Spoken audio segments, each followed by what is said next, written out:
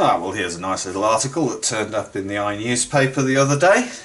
This is by the academic Dr. Andrew Hill, who has essentially answered his own question about how the UK might be able to manage a trade deal with the United States such as it avoids risk to the National Health Service's pharmaceuticals budget. If you remember, he was reported across the media. He was interviewed by Andrew Neil. He was quoted and mentioned by people like Barry Gardner and Jeremy Corbyn as saying that there was a risk to the NHS pharmaceuticals budget to the tune of £500 million a week should we decide to accept a pricing strategy similar to the way that pricing works in the USA. Now, luckily, he's got the answer to his own question, and that is that the existing voluntary price access scheme has to be preserved.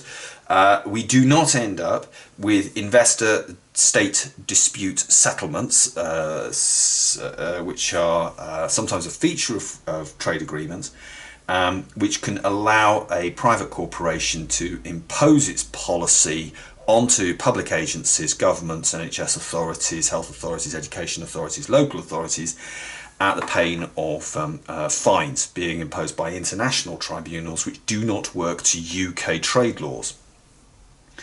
But the answer isn't actually that hard.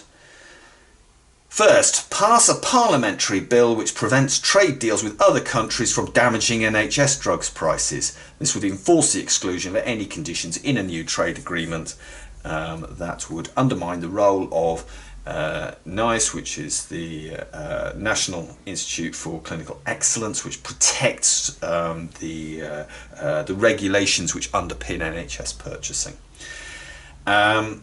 Well, I mean, there's some other stuff in there as well, but ultimately that's what's required. Now, it doesn't seem to me that that is terribly hard for parliamentarians of all political stripes who are concerned about this issue to pass through the UK Commons. And indeed it is the sort of issue which we would rather have decided by the Commons in open chamber rather than by any secret agency, be it part of the European Union or some sort of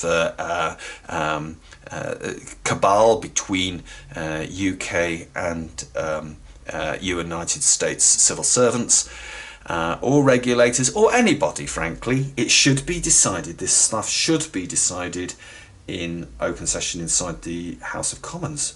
Dr. Andrew Hill, you've nailed it. You've got the answer to our own, to essentially your own problem. But that said, I'm very glad that this has been examined, because this is the sort of thing that we need to be getting right in future by ourselves rather than delegating to Brussels, to Jean-Claude Juncker, to the European Union bureaucracy.